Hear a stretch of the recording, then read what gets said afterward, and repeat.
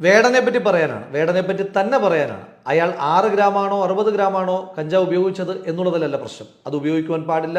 അതിൻ്റെ പേരിൽ അയാൾ ശിക്ഷിക്കപ്പെടുകയും ചെയ്യണം. മാത്രമല്ല, ഇന്ത്യയിൽ നിരോധിക്കപ്പെട്ട ഒരു ലഹരി പദാർത്ഥം അയാളെപ്പോലെ ധാരാളം ചെറുപ്പക്കാർ ആദരിക്കുകയും ആരാധിക്കുകയും ഇഷ്ടപ്പെടുകയും ചെയ്യുന്ന ഒരാൾ ഉപയോഗിക്കുന്നത് അംഗീകരിക്കുവാൻ കഴിയുകയുമില്ല. പക്ഷേ വേടൻ ഇന്ന് വേട്ടയാടപ്പെടുന്നത് ആ ഉപയോഗിച്ച കഞ്ചാവിൻ്റെ പേരിലാണോ? അല്ല, അയാൾ ഉയർത്തിയ രാഷ്ട്രീയത്തിൻ്റെ പേരിലാണ്. അയാൾ ഉയർത്തുന്ന രാഷ്ട്രീയത്തിൽ കൃത്യമായ ക്ലാരിറ്റി ഉള്ളതിൻ്റെ പേരിലാണ്. എത്രയോ മുദ്രാവാക്യങ്ങളിലൂടെയും ലഘുലേഖകളിലൂടെയും നമ്മൾ പറഞ്ഞു വെച്ചിരുന്ന വർക്കിംഗ് ക്ലാസിന്റെ സ്ട്രഗിൾഫുൾ രാഷ്ട്രീയം, വിയർപ്പ് തുന്നിയിട്ട കുപ്പായം, അതിന് നിറങ്ങൾ മങ്ങുകില്ല കട്ടായം എന്ന ലളിതമായ വരിയിലൂടെ പറയുക മാത്രമല്ല വേടന്റെ രാഷ്ട്രീയം. കഴിഞ്ഞ എത്രയോ പതിറ്റാണ്ട് കാലമായി അയ്യങ്കാളിയിലൂടെ, അംബേദ്കറിലൂടെ, ഇന്ത്യൻ ഭരണഘടനയിലൂടെ നമ്മൾ മുന്നോട്ട് വയ്ക്കുന്ന ജാതീയതയ്ക്കെതിരായിട്ടുള്ള ജാതിരാഹിത്യത്തിന്റെ, സമത്വത്തിന്റെ രാഷ്ട്രീയം, ഞാൻ പാണനല്ല, പറയനല്ല, പുലയനല്ല, നീ തമ്പുരാനുമല്ലെന്ന വരികളിലൂടെ, ഇനി കാലമില്ല, കാത്തിരിക്കാനാകുമില്ല, പുറത്തു പോകുവാൻ ക്ഷമയുമില്ല എന്ന വരികളിലൂടെ ആ ചെറുപ്പക്കാരൻ ഭംഗിയായി വരച്ചു കാട്ടുന്നത് ഈ സമൂഹത്തെ വല്ലാതെ സ്വാധീനിക്കുന്നുണ്ട്.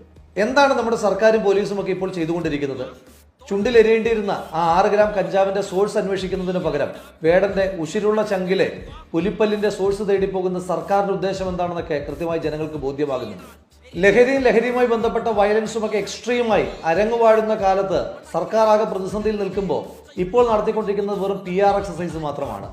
ഏതാനും ചില സെലിബ്രിറ്റീസിന്റെ വീടുകളിൽ മാത്രം പോയി 6ഉം 8ഉം ഗ്രാമിന്റെ ലഹരി പിടിച്ചെടുത്ത് ഞങ്ങൾ എന്തൊക്കെയോ ചെയ്തു മറിക്കുന്നേ എന്ന് സർക്കാർ കാണിക്കുന്ന യഥാർത്ഥ സോഴ്സുകളിൽ നിന്ന് ചർച്ചകളെയും ചിന്തകളെയും മാറ്റിക്കുവാൻ വേണ്ടിയിട്ടാണ്.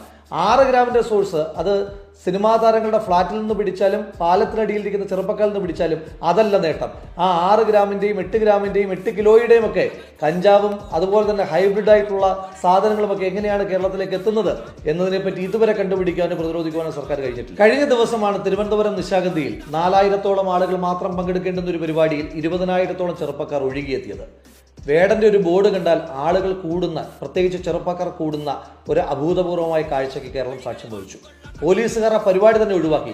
ഒന്ന് ആലോചിക്കണം, രാഷ്ട്രീയ സംഘടനകൾ, സാംസ്കാരിക സംഘടനകളൊക്കെ ഒരു പരിപാടി നടത്തിയാൽ പുതിയ തലമുറയിലെ ചെറുപ്പക്കാർ ഒത്തുകൂടാത്തിടത്താണ് പ്രതീക്ഷിച്ചതിൽ 4 ഇരട്ടി ആളുകൾ ആ ചെറുപ്പക്കാരന്റെ പരിപാടിക്ക് എത്തുന്നത് എന്നുണ്ടെങ്കിൽ പുതിയ തലമുറയെ അയാളിലേക്ക് ആകർഷിക്കുന്ന എന്തോ ഒന്നുണ്ട്.